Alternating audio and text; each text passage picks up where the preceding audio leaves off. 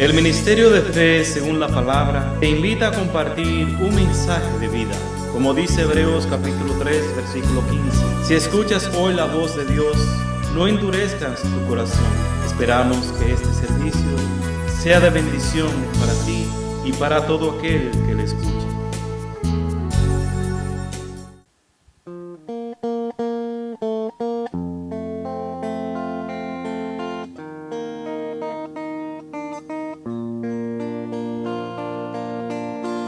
Estoy pensando en Dios, estoy pensando en su amor, estoy pensando en Dios, estoy pensando en su amor. Olvide el hombre a su Señor, poco a poco se desvía y entre angustia y cobardía va perdiéndose el amor.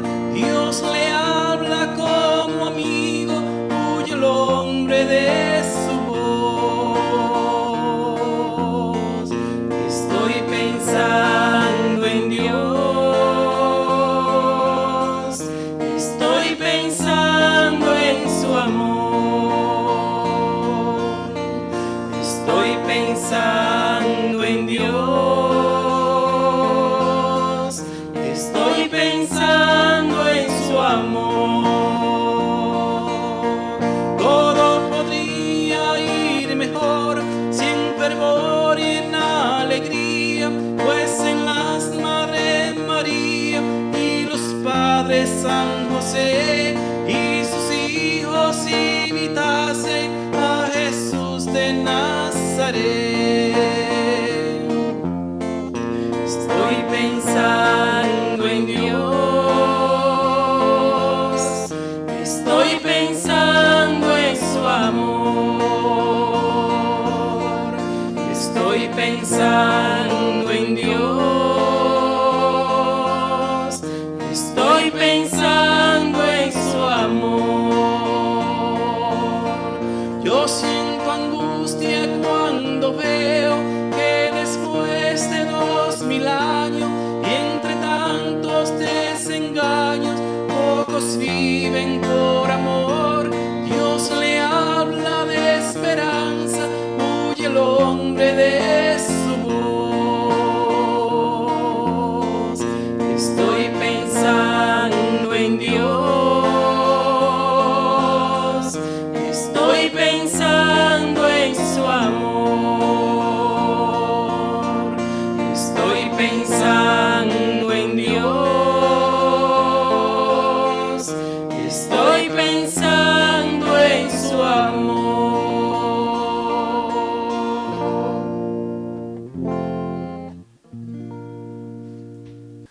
Hola y bienvenido a este canal según la palabra.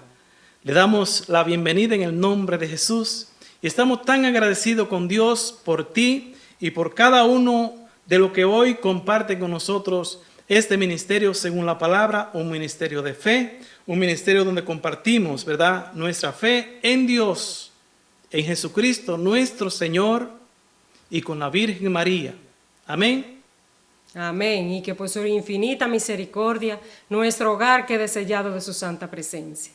Amén. Así que les invitamos, hermanos y hermanas, que nos pongamos en la presencia de Dios, en el nombre del Padre, y del Hijo, y del Espíritu Santo. Amén. Amén. Y como dice la palabra de Dios en San Mateo capítulo 18, versículo 20, que donde 2 o 3 se unen en el nombre de Dios, en el nombre de Yahvé, en el nombre de Jesucristo, ¿verdad?, Él estaría en medio de ellos. Así que hoy nos reunimos en el nombre de Dios y confiamos y creemos en su palabra de que Él está aquí con nosotros. Amén. Amén. Así que decimos, Padre Santo, en el nombre de Jesús, te damos gracias por estar aquí, por tu presencia entre nosotros. Gracias por habernos llamado, habernos reunidos en este momento para hablarnos a través de tu santa palabra, para tocar nuestra vida y nuestros corazones a través de tu santo y divino Espíritu. Te suplicamos, Señor, que reciba toda alabanza, toda honra, toda adoración y toda gloria, Señor, desde lo más profundo de nuestro ser, Padre Santo. Te glorificamos a ti, te bendecimos a ti, te damos gracias, Señor. Gracias, Señor, por este momento. Gracias, Señor, por todas las bendiciones que día tras día, aunque no las merecemos, tú las derramas sobre cada uno de nosotros. Por eso, Señor, las palabras no nos alcanzan para darte gracias, Señor. Gracias. Alabado sea tu nombre, glorificado sea tu nombre, porque tu nombre que está sobre todo nombre, Señor, es bendecido desde lo más profundo de mi ser, desde lo más profundo de mi corazón, Señor. Bendito y alabado sea tu nombre, y que tu gloria, Señor, podamos contemplar, porque toda la honra, toda la gloria y toda la adoración es para ti, mi Dios de la gloria. Amén, amén. Derrama, Señor, tu Espíritu Santo sobre nosotros, y que tu Santo y Divino Espíritu, Señor, guíe nuestros pensamientos, nuestras palabras, guíe nuestros oídos, Señor, para escuchar tu mensaje, para escuchar lo que tú nos quieres decir y para poder seguir ese camino que tú trazas, Señor, para cada uno de nosotros. Por eso, invocamos la presencia tuya, Señor, a través del Espíritu Santo, a través de esa tercera persona de la Santísima Trinidad, que es Dios, y que se hace presente en nosotros en el momento que le invocamos. Espíritu Santo, que eres Dios, te presento mi mente, mi corazón y todo mi ser, para que lo llenes de tu presencia. Espíritu Santo, que eres Dios, abre y unge mis oídos para escuchar tu palabra. Ilumina mi vista y mis ojos para leer tu palabra. Purifica mis labios y mi voz para proclamar y predicar tu palabra. Espíritu Santo, que eres Dios, lléname de tu sabiduría y destruye en mí toda pereza espiritual. Y haz que yo, al igual que la Virgen María, escuche y crea en la palabra, conciba y engendre en mi corazón la palabra, y dé a luz al mundo la palabra, para que el mundo se convierta y crea en el Evangelio de Cristo Jesús nuestro Señor, para la gloria y honra de su santo nombre. Amén.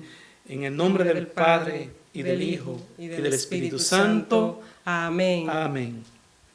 Bien, hermanos y hermanas, con mucha fe vamos a compartir un mensaje y quisiera pedirle que por favor pongan atención y que pidamos al Señor que ilumine nuestro corazón y nuestra mente para que podamos compartir y podamos, yo diría, como arrancar, ¿verdad?, en este caminar que hoy en este ministerio, según la palabra, vamos a empezar, porque vamos a empezar en este ministerio lo que realmente es el propósito de este ministerio, es de llevar a concientizar a los hermanos y las hermanas en la iglesia a lo que es ser cristiano, a lo que es ser un discípulo de Cristo, lo que es la iglesia de Cristo, lo que es la congregación de Cristo, que no es simplemente algo pasajero ni superficial, sino que es algo que tiene que estar arraigado en la vida de cada uno de nosotros, de cada uno de los discípulos de Cristo.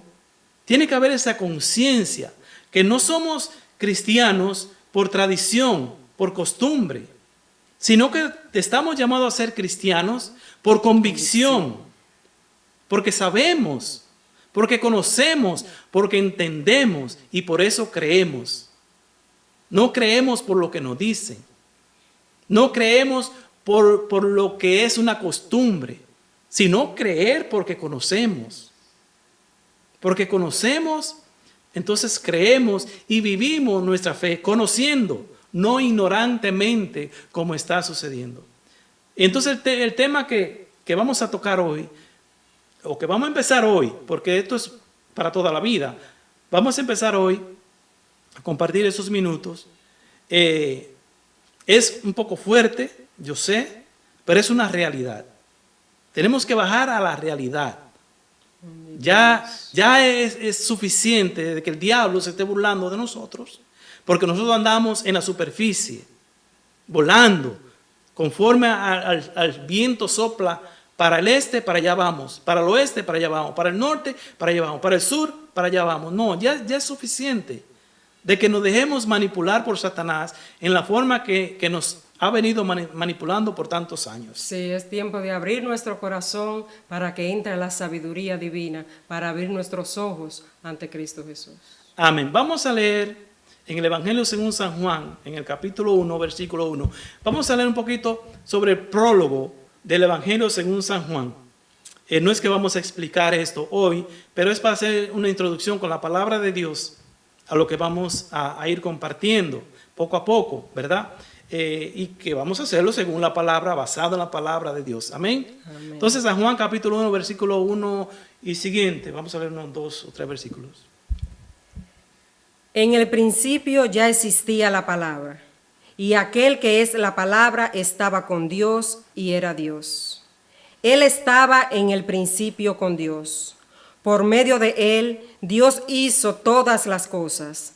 Nada de lo que existe fue hecho sin él. En él estaba la vida, y la vida era la luz de la humanidad. Esta luz brilla en las tinieblas, y las tinieblas no han podido apagarla. Amén. Esto es palabra del Señor.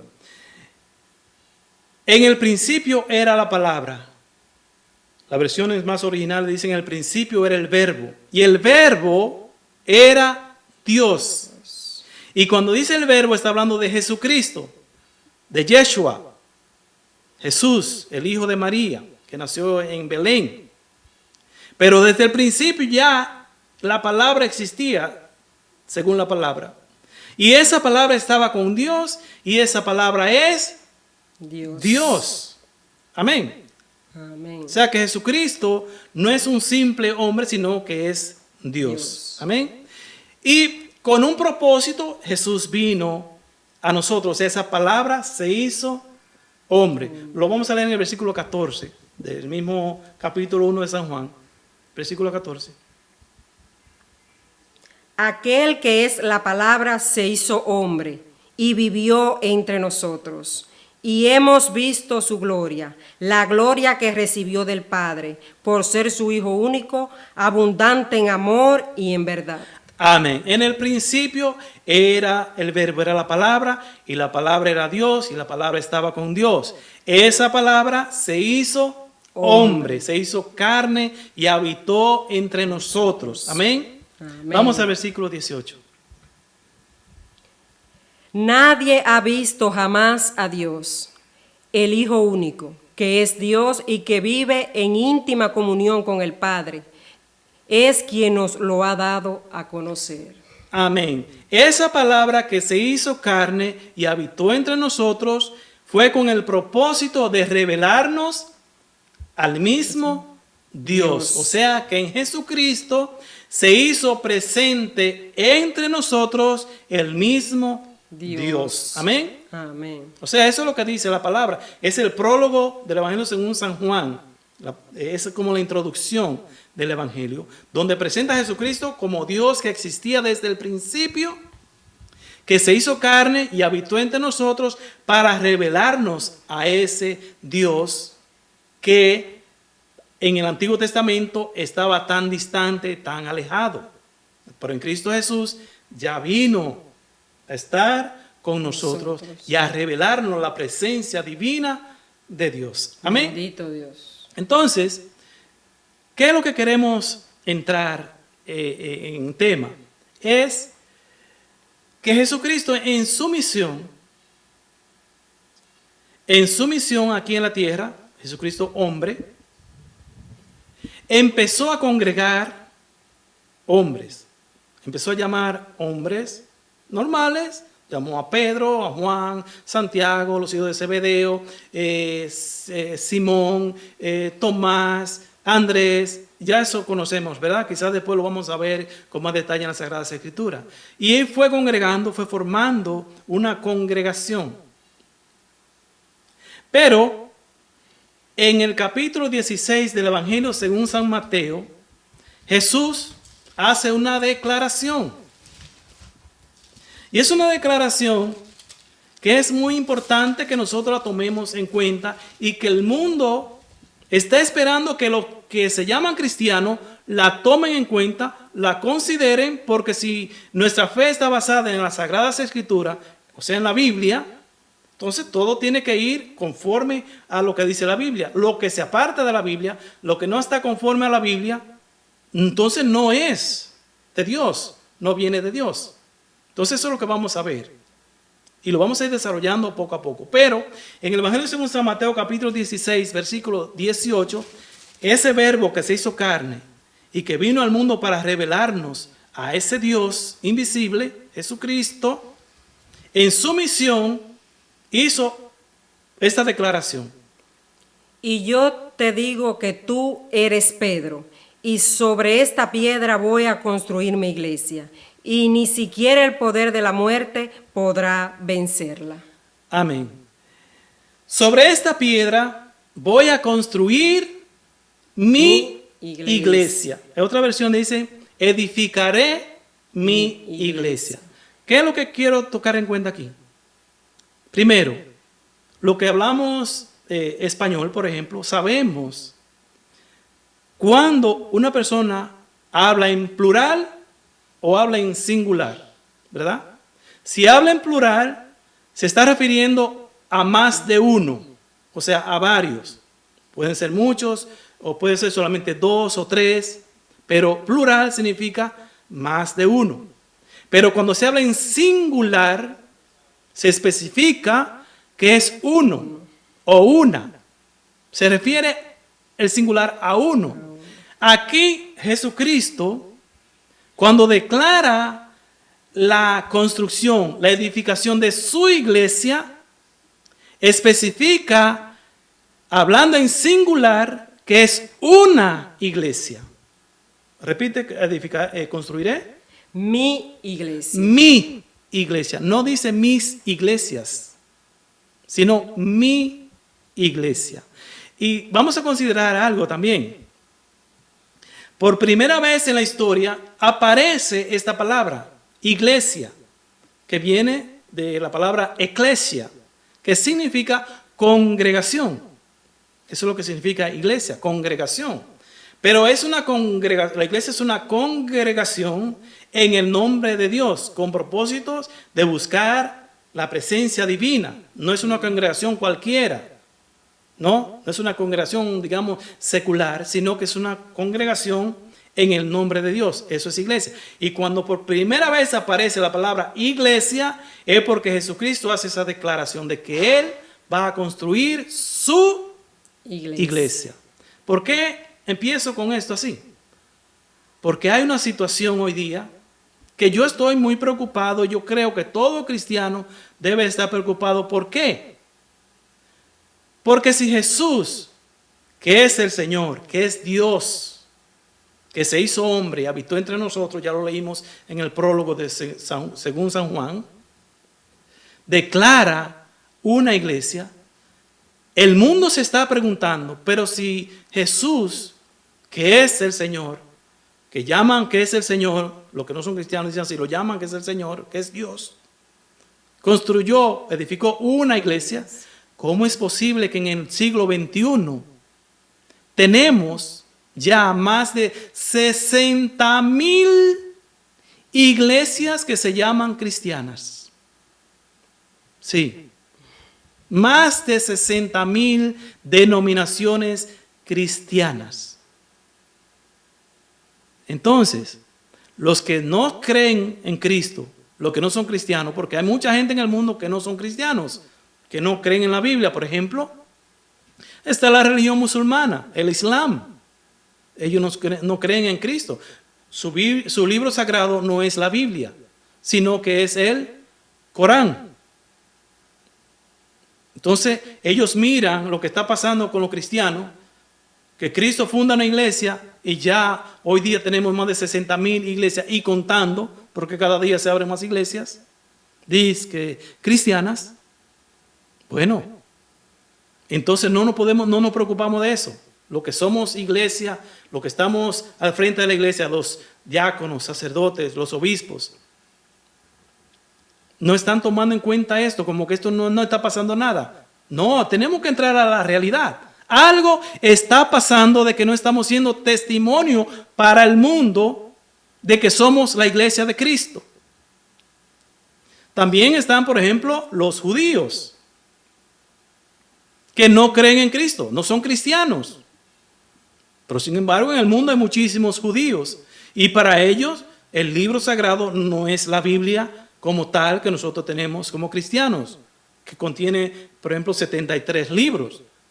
Los judíos tienen unas sagradas escrituras que contienen parte de lo que es la Biblia, pero para ellos lo más sagrado, las escrituras más sagradas es la Torá, o sea, la Torá que está compuesta por los 5 primeros libros que tiene la Biblia: el Génesis, Éxodo, Levítico, Números y Deuteronomio.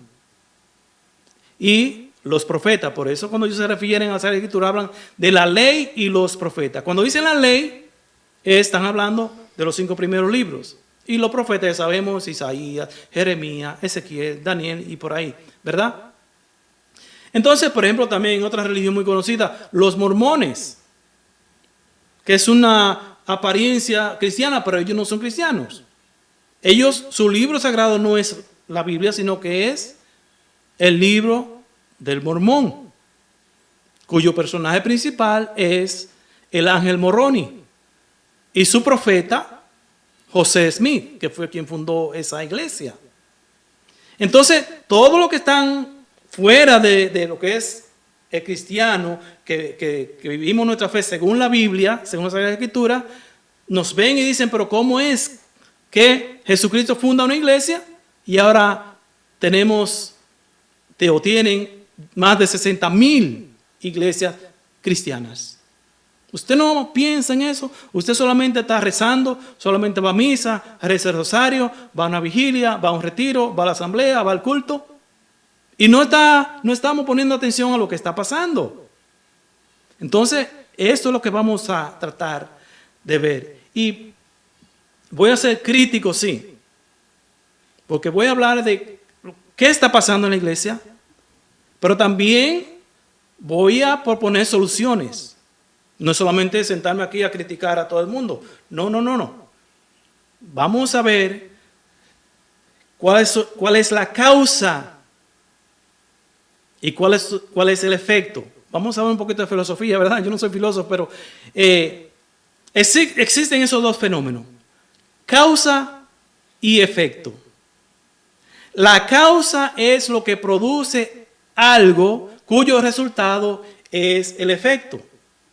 El efecto no sucede por sí solo. El efecto no viene de la nada. Nada viene de la nada. Lo que usted ve que sucede tiene una causa. Y esa causa es la que produce el efecto. Por eso se llama relación causal. Amén. Entonces vamos a entender un poquito. No podemos pretender de que no hay una causa. Sí hay una causa. Y se ramifica de muchas maneras, pero es una causa central que va produciendo este efecto. Jesús funda una iglesia. Ha venido surgiendo una causa que ha producido el efecto de que hoy tenemos más de 60,000 iglesias supuestamente cristianas. Entonces, si no vamos a la causa, nunca vamos a poder enfrentar el efecto. Hay muchas personas que hoy día están enfrentándose al efecto. Hay una ciencia en la iglesia que se llama apologética, por ejemplo, y la apologética está atacando y enfrentando al efecto, pero no. Es, por ejemplo, una persona le da un dolor de cabeza. ¿Qué hace?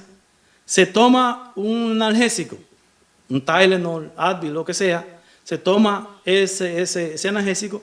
Ese analgésico lo que hace es que ataca al efecto, pero ese analgésico no sana la causa por la cual le duele la cabeza a la persona. ¿Me entienden? O sea, te calma el dolor, te quita el dolor, pero no te sana cuál fue la causa por la cual te dio ese dolor de cabeza. Por ejemplo, le voy a explicar un poquito más sencillo, causa y efecto.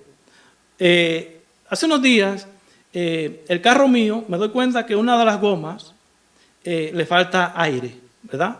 Una de las ruedas le falta aire. Voy a un lugar donde hay una pompa de echar aire, le echo el aire a la goma y bueno, y sigo andando.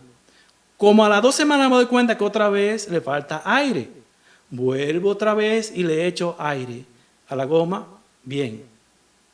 Como a las 2 semanas más, me doy cuenta que otra vez le falta aire. Entonces digo, no, déjame llevarlo entonces a un puesto de gomera donde me chequeen qué le está pasando. Cuando voy allá, el gomero chequea y me dice, mira, lo que tiene es que tiene un tornillo que pinchó la goma y por ahí está escapando el aire poco a poco, ¿verdad? Entonces él, pues por supuesto, me arregló el problema, le echó aire y ya no he vuelto a tener problema, o sea, no le falta aire a la goma. ¿Por qué digo esto? Porque yo pasé varias veces, fui a atacar el efecto. Le faltaba aire a la goma y yo le echaba aire, pero no había procurado arreglar o resolver cuál era la causa por la cual le faltaba aire a la goma. Cuando fui al gomero, le arregló el problema, la causa que estaba provocando el escape de aire. Ahí se resolvió el problema y ya no hubo más ese efecto de falta de aire. ¿Me entienden? Entonces todo tiene una causa. Una causa que produce un efecto. Entonces es una relación casual. Nada ocurre de la nada. Solamente la creación del mundo, porque Dios creó el universo de la nada. Eso sí ya lo reconocemos. Pero de ahí para acá, no. Entonces, ¿cuál es la causa por la cual tenemos tantas denominaciones cristianas? La causa principal es una, pero tiene muchas ramificaciones. Amén. Si lo vemos desde el punto de vista espiritual, vamos a entender de que detrás de todo esto, créanme, detrás de de este sectarismo, de esta separación, de esta división del cristianismo, hay un enemigo muy poderoso que ha hecho una obra fenomenal y está haciendo una obra fenomenal. ¿Por qué? Porque su propósito es destruir lo que Dios ha construido.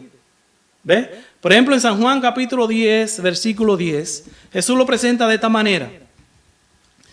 ¿Qué es lo que pasa? A ver, San Juan 10, 10. El ladrón viene solamente para robar, matar y destruir. El ladrón, ¿quién es el ladrón? El enemigo, el diablo, Satanás. Y solamente viene para robar, para matar y para destruir. ¿Destruir qué? Lo que Dios viene construyendo. Lo que Dios ha construido. Un pueblo, una iglesia. Una iglesia ha construido Dios. ¿Qué quiere Satanás? Porque Satanás, la obra de Satanás es hacer todo lo contrario a lo que hace Dios. Si usted quiere aprender un poquito sobre eso, léase el libro de Job, para que usted vea cuál es la obra de Satanás, para que la entienda. Entonces, Satanás quiere destruir lo que Jesucristo dice en San Mateo 10, 18. Construiré mi iglesia. Entonces, ¿cuál es el propósito del ladrón, del enemigo? Destruir esa iglesia. Destruir lo que Dios ha construido o está construyendo. Pero Jesús vino, sigue el versículo diciendo. Pero yo he venido para que tengan vida y para que la tengan en abundancia. Para que la tengan en abundancia. O sea, es para contrarrestar lo que el diablo quiere hacer. El diablo quiere destruir, Dios quiere construir. Dios quiere construir, pero el diablo quiere destruir.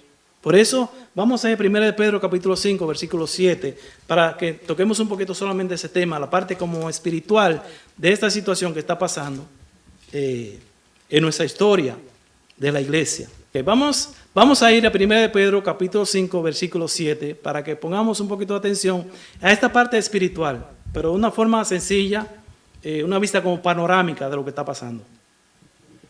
Dejen todas sus preocupaciones a Dios, porque Él se interesa por ustedes. Sigue, versículo 8. Sean prudentes y manténganse despiertos, porque su enemigo el diablo, como león rugiente, anda buscando a quien devorar. Resístanle firmes en la fe, sabiendo que en todas partes del mundo los hermanos de ustedes están sufriendo las mismas cosas. Amén. El diablo, el enemigo, el diablo anda como león rugiente buscando a quien devorar. Y eso es lo que él está haciendo. Está encontrando a muchas personas, a muchos discípulos de Cristo, a muchos siervos de Cristo, a muchos miembros de la iglesia de Cristo, y lo está devorando. ¿Cómo lo está devorando? Apartándolo del rebaño, sacándolo de la iglesia, ¿verdad? Engañándolo, porque el diablo es padre de toda mentira, según la palabra de Dios, en San Juan capítulo 8, versículo 44. Entonces engaña y va destruyendo, buscando siempre a quien devorar. Porque eso es lo que hace el enemigo, viene a destruir lo que Dios ha construido. Amén. Amén. Así que detrás de todo esto, cuando usted ve una persona que ataca a la iglesia, cuando usted ve una persona que se separa de la iglesia, cuando usted ve una persona que se sale de la iglesia, no mire solamente a esa persona, mire lo que hay detrás de esa persona, porque hay algo muy grande, muy poderoso. Ahora bien, donde vamos a ir es entonces, ¿a cuál es la causa? ¿Por qué que esto está pasando? ¿Por qué? Yo tengo un concepto muy simple de lo que sucede. En parte es, la iglesia de Cristo, la iglesia católica, se ha convertido en los últimos siglos en un semillero de protestantes. ¿Usted sabe lo que es un semillero? Le voy a explicar qué es un semillero. Un semillero es, por ejemplo, yo voy a sembrar tomates, voy a cultivar tomates. Yo consigo las semillitas de tomate, ¿verdad? Un sobrecito de semillitas. Preparo un terrenito pequeño, hasta una bandeja de esa de aluminio, echo tierra y riego esa semillita ahí, ¿verdad? Entonces ahí nacen todas esas matitas de tomate, pequeñitas, todas juntas, ¿verdad? Entonces ahí van creciendo. Entonces tengo que esperar que tengan unas 4 pulgadas de altura, ¿verdad? Entonces de ahí yo la saco del semillero y la replanto en otro lugar donde tenga más espacio para crecer. Entonces, ¿qué es la iglesia católica? Ese semillero, vienen los protestantes, sacan la matita, o sea, sacan a los miembros de la iglesia y se lo llevan y lo replantan en otro lugar, o sea, en sus sectas, en sus congregaciones, en sus llamadas iglesias. ¿Ah? Eso es un ejemplo sencillo. Ahora bien, ¿por qué está sucediendo esto? ¿Por qué los católicos se salen de su iglesia? ¿Por qué los católicos se van a otras sectas? ¿Por qué los católicos se van y abren otras iglesias? ¿Por qué los católicos se dejan llevar a otra iglesia que no es la de Cristo? Que es una iglesia fundada por un fulano pastor. Usted va por ahí, ya últimamente parece que se han dado cuenta y ya han quitado casi todos sus letreros.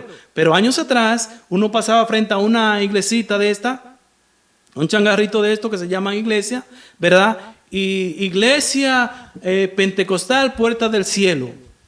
Fundador, pastor Tomás Gutiérrez. O sea, ¿quién fundaba esa iglesia?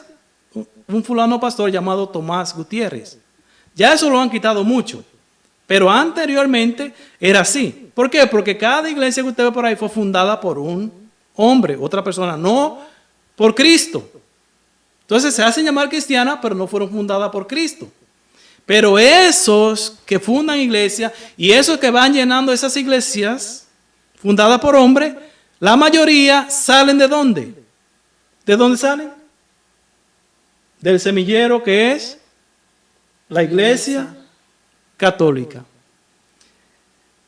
¿Por qué sucede esto? ¿Y cómo es que esto está sucediendo? Es simple. Lo que pasa es que para resolverlo, sí, cuesta trabajo. Nos va a costar trabajo, pero tenemos que trabajarlo. ¿Qué es lo que está pasando? Fácil. En la iglesia católica, la iglesia que fundó Cristo, que viene con su historia desde hace 2000 años, la iglesia está a falta de formación.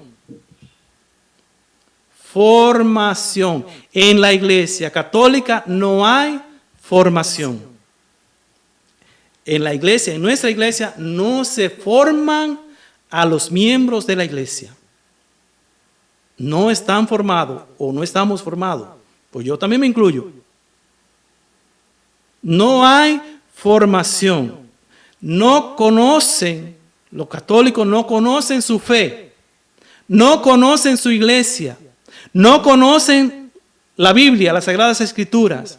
Y no estoy hablando solo de los que casi ni van a la iglesia. No, eso es algo casi general. Personas que yo conozco que son comprometidas en la iglesia, que son ministros de Sagrada Comunión, ministros extraordinarios de Sagrada Comunión, que son proclamadores de la palabra de Dios, que tienen diferentes ministerios en la iglesia. Uno habla con ellos sobre la fe de la iglesia, sobre lo que es la iglesia, y no tienen ninguna formación. No conocen su iglesia. Por ejemplo, le voy a poner un ejemplo. Nuestra iglesia está dirigida con 4 documentos. Nuestra iglesia vive su vida de iglesia basada en 4 documentos o dirigida por esos 4 documentos. ¿Cuáles son? Les voy a decir. El primero, la Biblia, las Sagradas Escrituras. Porque de ahí entonces salen los otros 3. Pero el principal, la base, es la Biblia, la Sagrada Escritura. Segundo documento que dirige la iglesia, el Catecismo de la Iglesia Católica. El Catecismo, donde aprendemos a vivir nuestra fe. Tercer documento, los documentos del Concilio Vaticano II, que es lo que nos explica lo que es la iglesia en el mundo, con sus constituciones, con sus declaraciones, con sus decretos. Documentos Concilio Vaticano II. Y el cuarto, que casi nadie lo conoce, porque nadie lo menciona, sin embargo es importantísimo este documento, que se llama Código de Derechos Canónico. Código de Derechos Canónico, donde el católico, donde el cristiano encuentra cuáles son sus derechos como cristiano, sus derechos como católico, sus derechos como discípulo de Cristo, pero también va a conocer cuáles son sus deberes, sus responsabilidades como cristiano.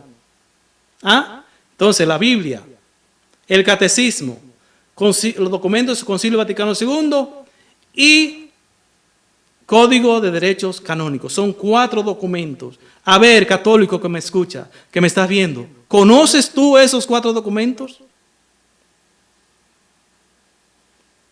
¿Lo conoces? Déjame decirte que yo he hablado con muchísimos que son presbíteros, sacerdotes, que no tienen ni la idea de qué son estos documentos.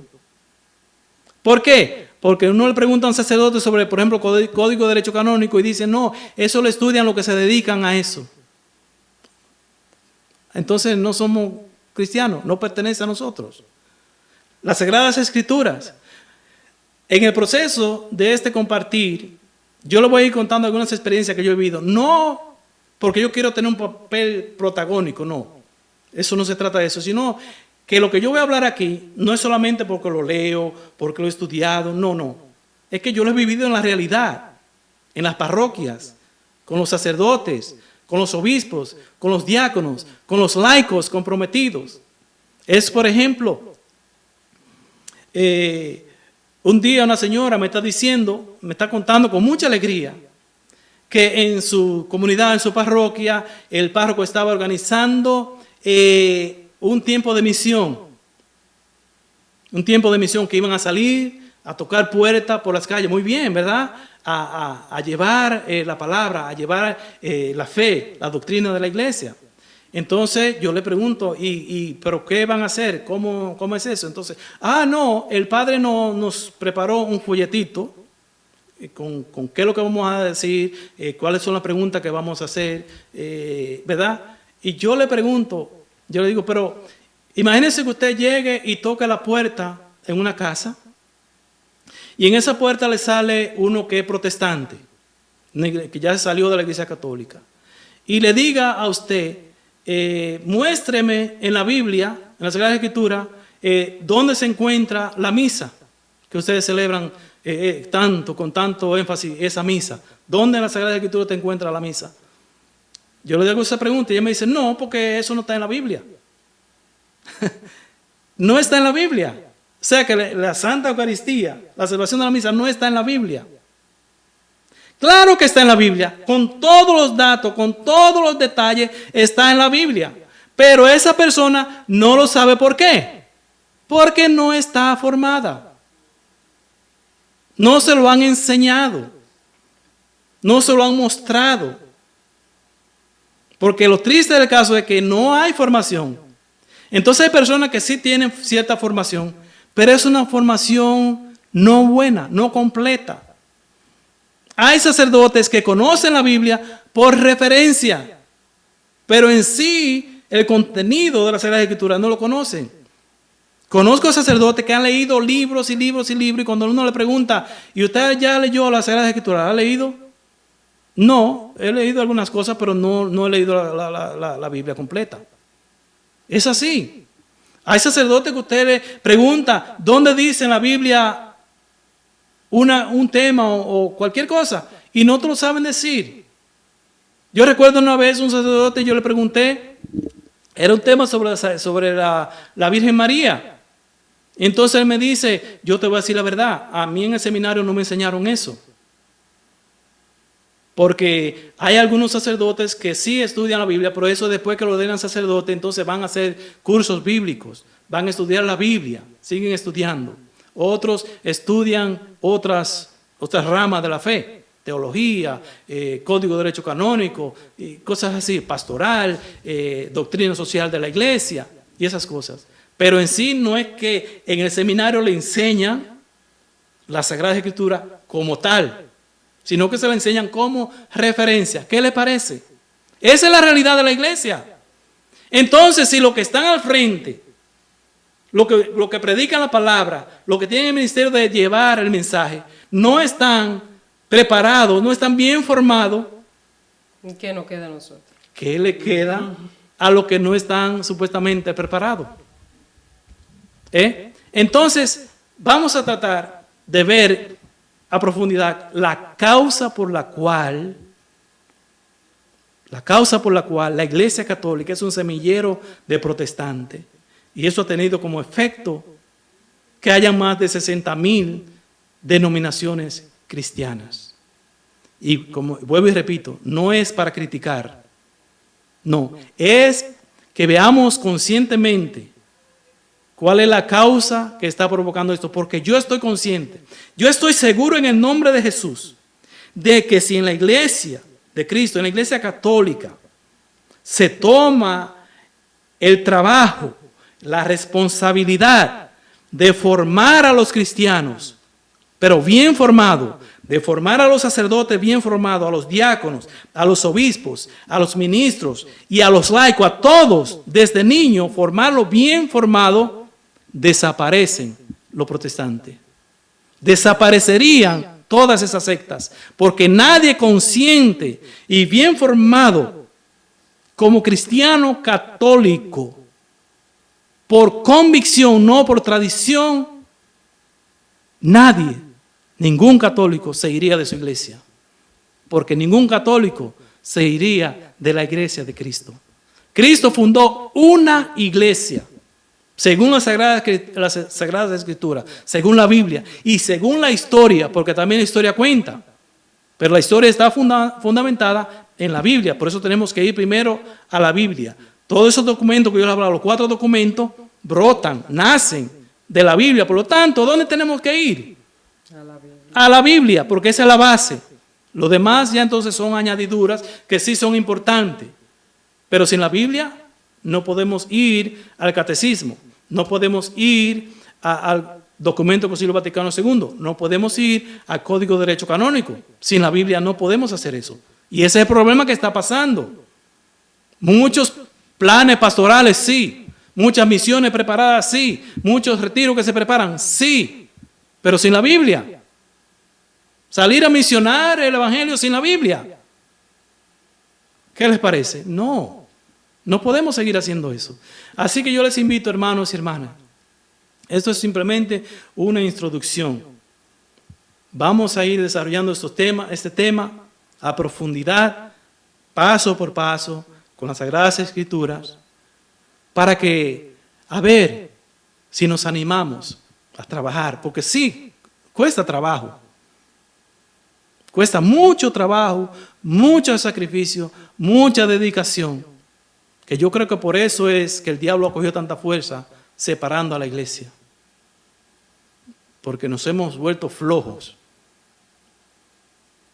porque sabemos que sí, que cuesta mucho trabajo. Así que, hermano y mi hermana, vamos a ponernos en oración, pidamos al Señor que ilumine nuestra mente, nuestros corazones, y que nuestra fe se robustezca, como dice San Pablo, y que los hermanos que están al frente, que son los párrocos, los pastores de las parroquias, los obispos, los diáconos, y los que tienen diferentes ministerios, que son laicos pero tienen diferentes ministerios, las consagradas en diferentes órdenes religiosas,